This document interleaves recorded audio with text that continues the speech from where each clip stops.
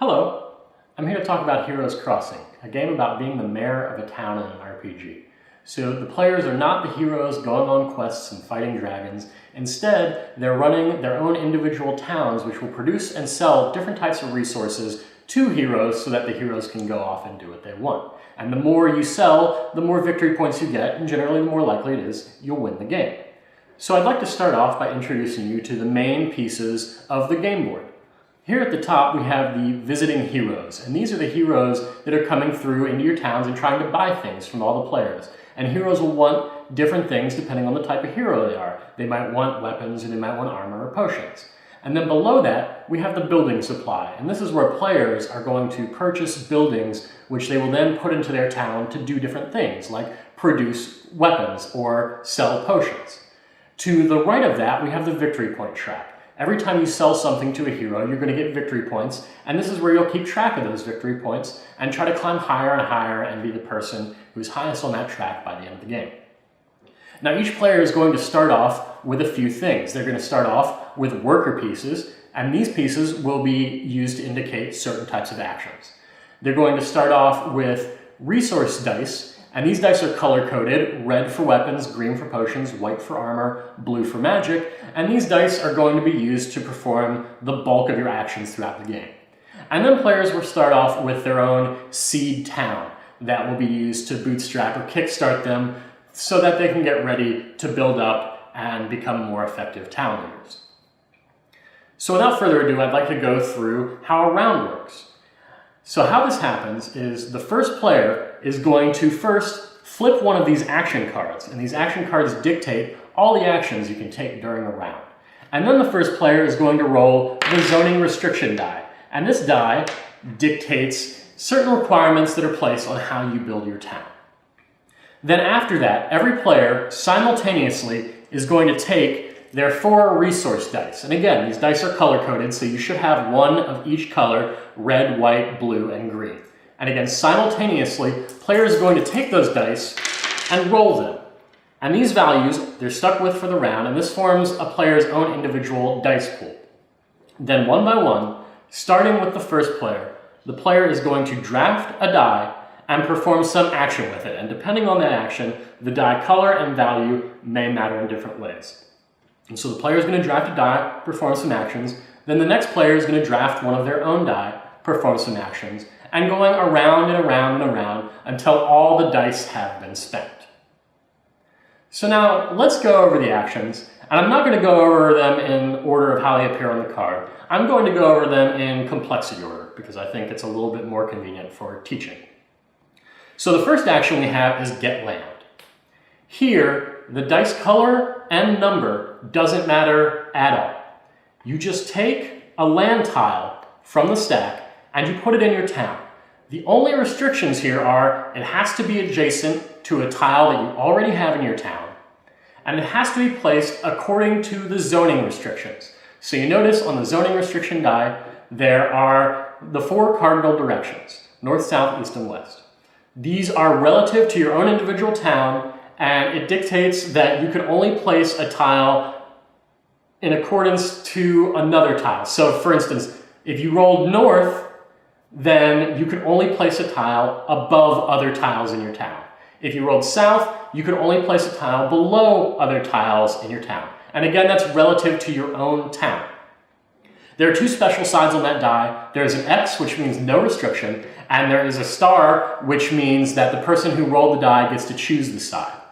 But once that die has been rolled at the beginning of the round, it is in play for the entirety of the round until all the dice are exhausted. It does not get re-rolled every time somebody is taking an action. So again, to go over how Get Land works, the die color and number doesn't matter. You draw a land tile and you place it in your town according to the zoning restriction. The art on the land tiles doesn't matter at all, it's just for visual flair. The next action is modifiers. And this is how you get these little modifier chits. The die color doesn't matter at all. The die number does matter in this case. In this case, by default, you get 1 modifier. And if your die has a value of 3 or less, you get 2 modifiers. So it rewards lower value dice. Now, how the modifiers work is whenever you're placing a die to perform an action, you can add any number of modifiers to bump up the value of that die. So for instance, if you rolled a 5, but you really need a 7 for some reason, you can add 2 modifiers on. So you're not completely beholden to the luck of the roll. The next action is produce. And how produce works is you use a die to produce resources in a production center, or a building that is capable of producing. And you can tell a production center because it has a little hammer in the bottom left hand. Now here, the die color and number both matter. The color of the die has to match the type of resource you are producing. So for instance, you can only produce blue resources with a blue die, and you can only produce those resources in a blue production center or a mage council. Likewise, you can only produce red resources with a red die in a red production center or a weaponsmithing. By default, you get 1 resource. However, if the die number is 4 or greater, you get 2 resources, and you just take those cubes from the bank and put them on top of the production center to indicate that that production center now has those resources. Now, by default, resources in a production center are not super powerful. To be useful, those resources need to be in a shop so that the shop can then sell the resources to heroes. So how you move resources from a production center to a shop is you use the move action. Here, again, the die color and value both matter. You can only move resources of the same color as the dice. So for instance, you can only move potion resources using a green die. You can only use magic resources using a blue die. The number is how many movement points you have. So if you rolled a 4, you could spread that out among, let's say you're using a green die, you could spread that out among your potion resources however you want, but you have 4 movement points total. So you can move 1 resource 4 spaces, or you can move 2 resources 2 spaces. You can only move orthogonally. You can't move through other buildings other than the destination, and you can't stop a resource midway through. So you can't stop a resource on a land tile. So for instance, if you rolled a 3, then you could move 1 resource 2 spaces to get it to its destination, and then your other resource may not be able to make it to its destination, and if it can't, it just can't move. Then we have the spy action. So spies are used to block off supply lines. And how this works is the die color and the number don't matter at all. You can use any die for this action. And you just say, I'm going to move my spy. Your spy is represented by a worker, by one of your workers. You move it onto an opponent's land tile. Resources may never move through a spy. So as long as that spy is there, resources cannot move between its source and its target as if that spy is in the way. A player may only ever have 1 spy out at a time. So if you use the spy action again, you take your previously placed spy and just move it to another location. Now, how do you kick a spy out? Well, that's done using the expel action. Here, the color doesn't matter, but the number does. To expel a spy, you need a die with a value of 4 or greater. Anything else doesn't get it done. And so you just use the die and you say, I'm going to kick out this spy, and you take it out of your town and give it to an opponent, or the opponent that owns that spy. Those are the core simple actions. Now I'm going to talk a little bit about the more complicated actions. And one of those actions is the bid action. This is how you get new buildings from the central building supply into your town. Both the die number and color do matter in this case. So the color has to match the symbol on the bottom right of the building. There will be a few special tiles in the supply, and those tiles can be satisfied with any color die, but most of the tiles require a certain color. So for instance, the armor smithy, it's a white tile, so you can really only use a white die. The Mage Council is a blue tile, so you can really only use a blue die. The number represents the value of your bid. So you take your die, and you take one of your workers, and you place it on the tile you're bidding on. Now, the next player will go, and they have an opportunity to potentially outbid you, and then the next player will go, and they might outbid you, and then the next, and so on. If it comes back to your turn, and nobody has tried to outbid you, that is, the tile is uncontested, you go ahead and take it. You can put it in your town. Again, you have to follow the zoning laws. So if the zoning restriction die says N or north, you can only place that building above other tiles. And here, two buildings can never be adjacent to each other. So you need land tiles in between those buildings. But again, as long as it comes back around to you and the bid is uncontested, you take the tile and put it in your town according to those rules. Now another player may try to contest this bid if they have a die that is higher in value, and it must be higher in value and it must be the appropriate color. So for instance, if you're bidding on a Mage Council, which is blue, an opponent can try to outbid you with a blue and only a blue die, and it has to be a higher value than yours. In which case, they take their blue die, they also put it on the building tile, and they take one of the workers, and they put it on the building tile. Now when it comes back around to your turn, you have a contested bid, and you have to do something about that. The first thing you could potentially do is you can withdraw your bid and just go about your turn as normal. In this case, the die is still spent. You can't use it again, but you can use other dice in your pool to perform another action.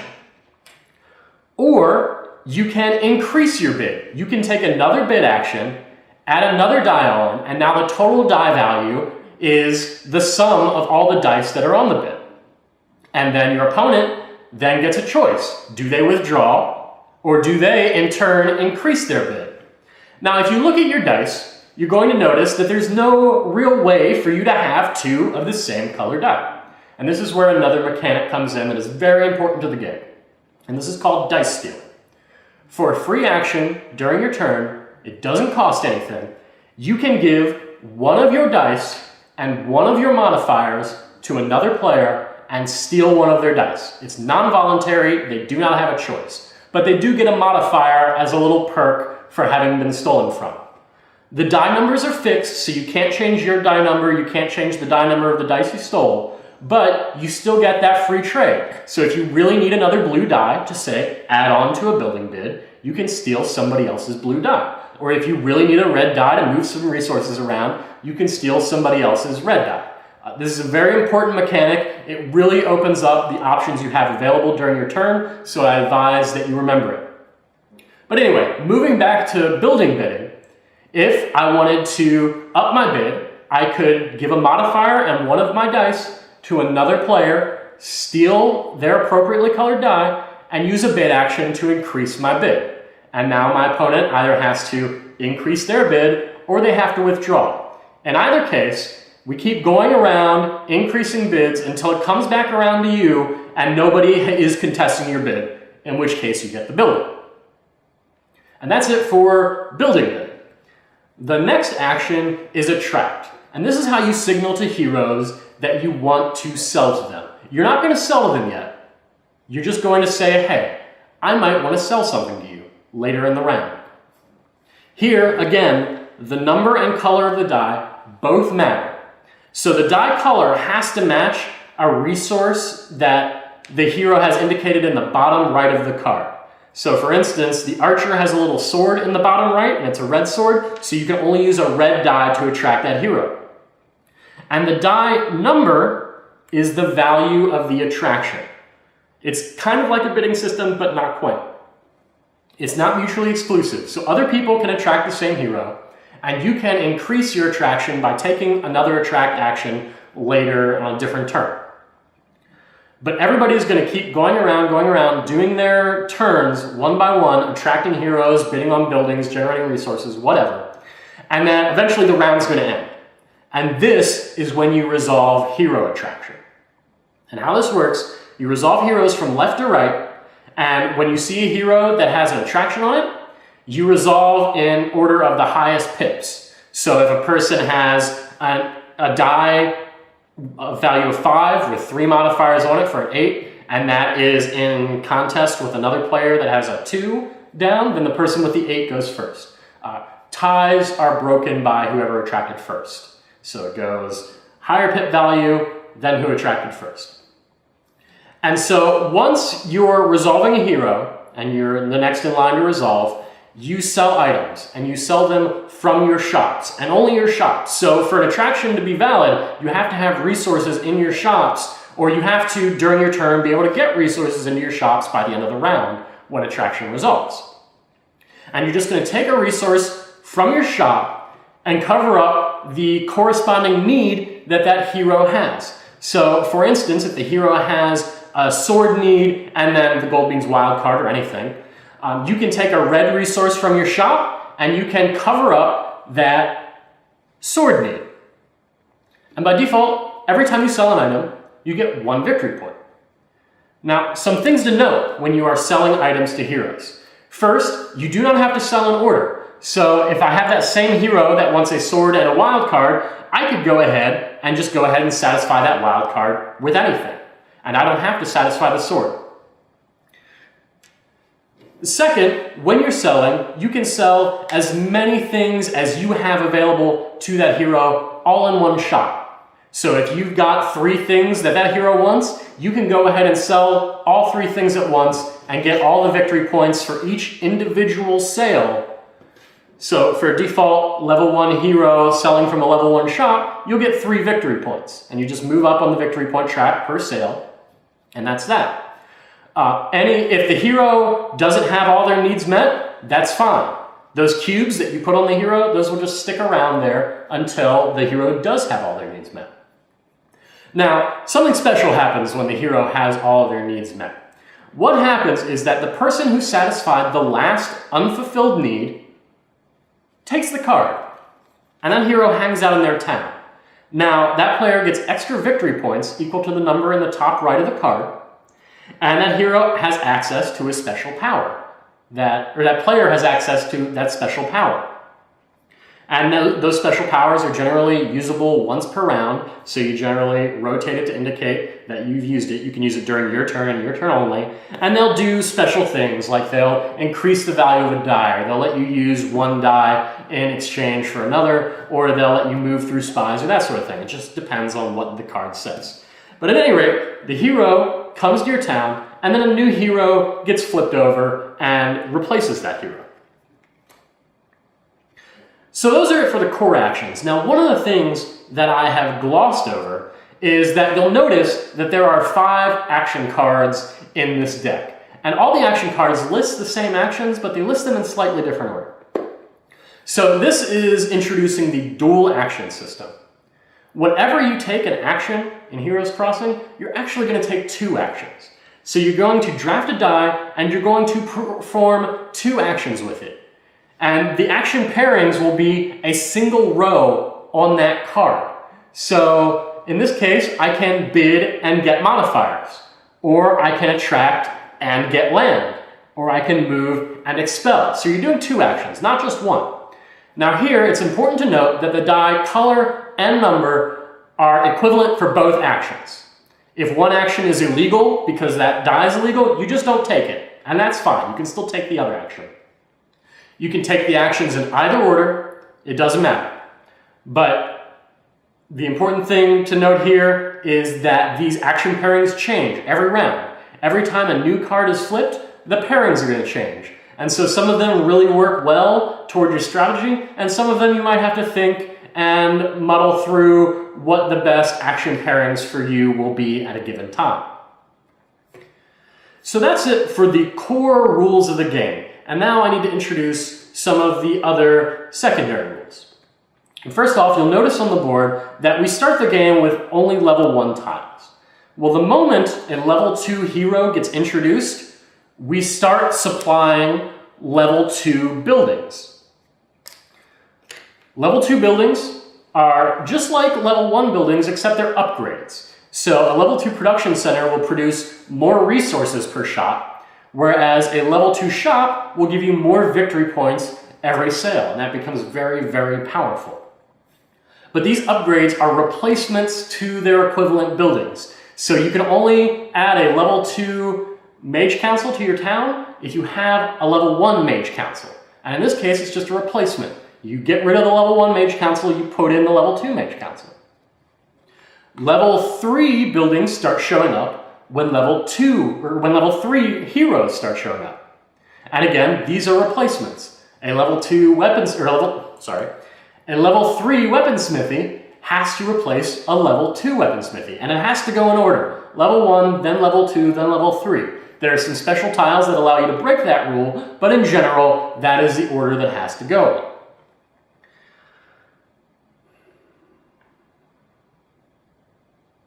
One little side rule that becomes important, especially as you upgrade your production centers, is that at any time during your turn, you can just burn 4 resources in your town for a victory point. And that doesn't seem all that powerful at the beginning of the game, but when you have level 3 production centers that are producing a ton of resources every single round, you can really start cranking up victory points. So endgame. Once the last level 3 hero has been flipped over and revealed, the game has 2 more rounds left. That current round and then the next round. And then the game is over. Final victory point tallying, well, you count your victory point track. So for every sale you did, you got victory points, which you kept track of on the victory point track. Then you add in any heroes, their values on the top right, you add in their score. You do any final 4-for-1 trades, so you get victory points that way, and then you apply any hero powers. Especially the level 3 heroes give you lots of victory points as part of their power. And then the person with the highest total victory points, by that point, wins the game, and the game is over. Congratulations. There are a few rules that I didn't go over just because they didn't make sense as part of this video. So for instance, there are a few special tiles that you can acquire during your game. Those are mentioned in the rulebook. They're fairly simple. And then there are a few little hero power caveats that I didn't stress on. But those are pretty much all the rules and should be enough to get you up and running and playing the game. If you need help, there is a quick reference page on the very back of the manual that gives you a brief mile-high view of the different rules so that you can get a quick refresher and be up and playing the game very quickly. And of course, if you have any questions, do not hesitate to give me a shout. I'm more than happy to answer anything. But that's everything. I hope you enjoy Heroes Crossing, and I hope to hear from you.